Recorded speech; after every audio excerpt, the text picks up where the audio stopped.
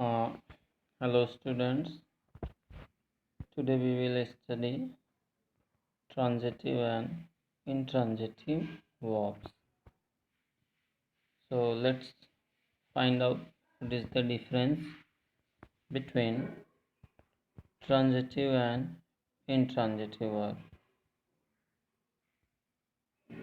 First one is transitive, and what is the transitive? Transitive is a verb which receives the action of subject. Subject means doer, so which receive the action of a subject to an object. जैसे कि जो transitive verb होगा उसमें जो doer होगा यानी subject होगा, यहाँ पर आप देखिए आपके पास डूअर क्या है, आई है। आई को देखिए, ये हमारा सब्जेक्ट है और इसका जो वर्ब है क्या है, ईट है। ये हमारा आई सब्जेक्ट हो गया यानी डूअर, ईट हो गया हमारा वर्ब। अब कह रहा है कि जो सब्जेक्ट का जो वर्ब होगा वो रिसीवर होगा। किसका होगा?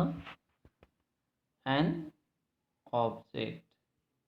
मीन्स जो इस ऑब्जेक्ट के लिए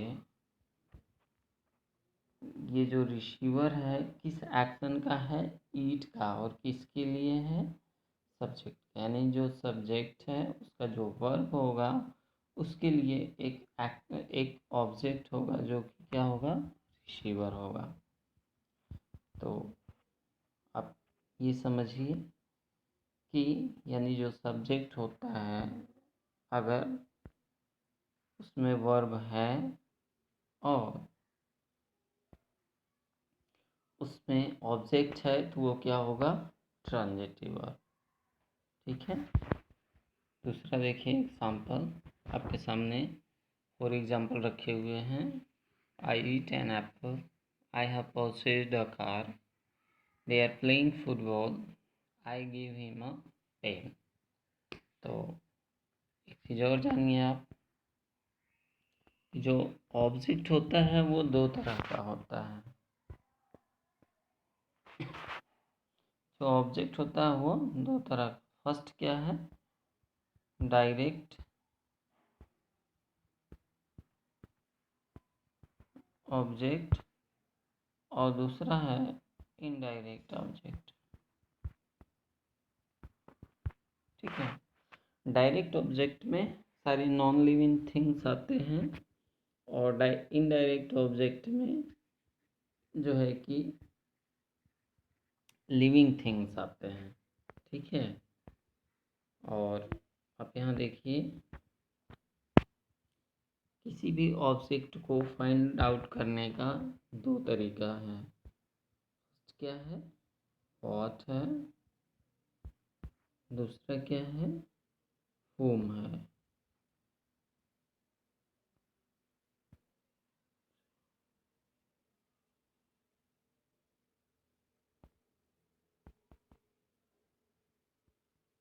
तो फर्स्ट व्हाट है, दूसरा है whom। ठीक है। इसमें डिफरेंस ये है कि जब भी आपको डायरेक्ट ऑब्जेक्ट रहेगा उसके लिए आपको व्हाट से क्वेश्चन करना है, किससे, वर्ब से। ठीक है। और जब भी आपको इनडायरेक्ट ऑब्जेक्ट पता करना है तो उसको आपको क्वेश्चन करना है whom से। ठीक है। तो यहाँ देखिए जो हिम है यानी ये कोई आदमी होगा या बालक होगा, लड़का होगा, कोई भी होगा। तो ये क्या है, इनडायरेक्ट ऑब्जेक्ट है। और इससे हमको ऑब्जेक्ट फाइंड आउट करने के लिए हमें वर्ब से क्वेश्चन करना और किससे, whom से। जैसे हमारा क्वेश्चन होगा एग्जाम्पल दिया है, I give him a pen. So whom I give a pen, whom किसको आया रिस्पॉन्स, हिम उसको, ठीक है। तो यहाँ हिम ऑब्जेक्ट हो गया। और ये हमारा क्या है, जो सेंटेंस है वो क्या है, ट्रांजिटिव वर्ब। दूसरा आप देखिए इसी सेंटेंस में,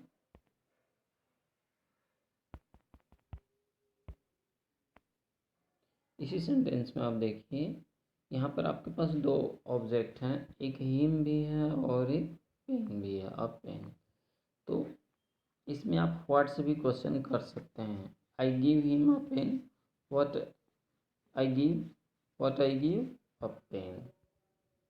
इस तरह से आपको यानी एक ही सेंटेंस में it may be possibility that there may be two object. एक ही सेंटेंस में दो ऑब्जेक्ट हो सकते हैं, इसमें कोई दो राय नहीं है। ऐसा भी होगा कि एक सब्जेक्ट में एक ही ऑब्जेक्ट हो, ठीक है। ये आपके ऊपर डिपेंड करता है कि आपका सेंटेंस कैसा है। दूसरा देखिए intransitive verb. Intransitive verbs which does not carry a subject to an object।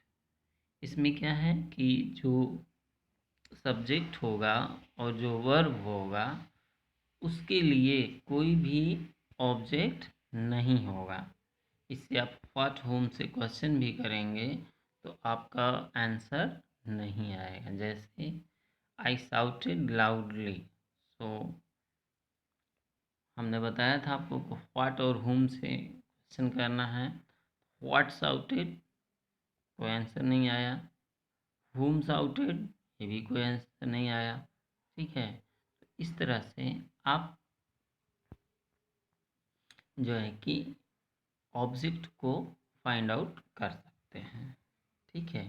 अब हमारे पास कई सारी वर्ब्स हैं। जो वर्ब्स हैं वो क्या करती हैं कि अपने साथ कोई न कोई ऑब्जेक्ट लेके आती हैं। जैसे कुछ वर्ब हैं जो कि वो अपने साथ वो वर्ब लाती ही, ऑब्जेक्ट लाती हैं। और कुछ ऐसे हमारे पास वर्ब हैं जो कि ऑब्जेक्ट नहीं लाती। आप कहीं भी उसको यूज़ करिए। जैसे एग्जांपल के लिए आप देखिए,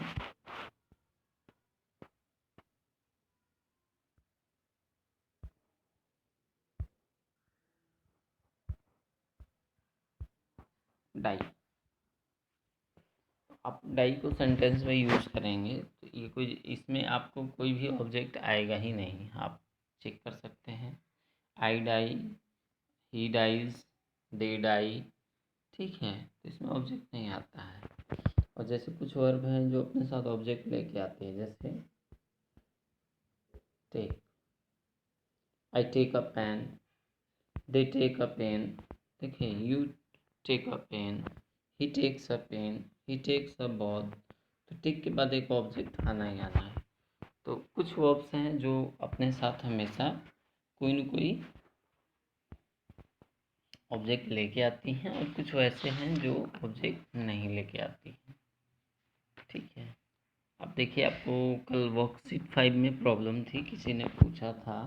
इसमें दिया हुआ है दो ब्लॉक्स दिए हुए हैं आपको, एक एक्शन ट्रांजिटिव वर्ब और दूसरा रिसीवर ऑफ द एक्शन। तो इसमें आपको फर्स्ट वन में यानी ट्रांजिटिव वर्ब में वो वर्ब लिखना है और उसमें रिसीवर ऑफ द एक्शन में क्या लिखना है, ऑब्जेक्ट, ठीक है। याद रखिए जैसे it nourishes your skin and lips. तो इट हमारा सब्जेक्ट है, नॉरिशेज हमारा वर्ब है, योर स्किन एंड लिप्स, तो यहाँ स्किन एंड लिप्स क्या हो गया, रिसीवर ऑफ द एक्शन। इसी तरह आइए वर्कशीट 6 में, इसमें आपको ट्रांजिटिव वर्ब और ऑब्जेक्ट यानी रिसीवर ऑफ द एक्शन बताना है। तो आप वर्ब लिख लीजिए। जैसे उसमें it cleans teeth without harming जम, इट क्लीन्स, तो क्लीन्स आपका वर्ब है और उसमें रिसीवर ऑफ द एक्शन क्या है, it cleans teeth without harming germs. It cleans teeth. What cleans? teeth. तो यहाँ teeth हो गया. contain है next. तो जैसे it works non-stop for 24 hours and fights and breathe. It contains calcium. it हो गया. it contains, it subject है, contains verb है और उसमें आपका ऑब्जेक्ट क्या हो गया? what contains calcium. ठीक है, इस तरह से आप इसको सॉल्व करेंगे. कोई प्रॉब्लम होगी जस्ट आस्क. ओके.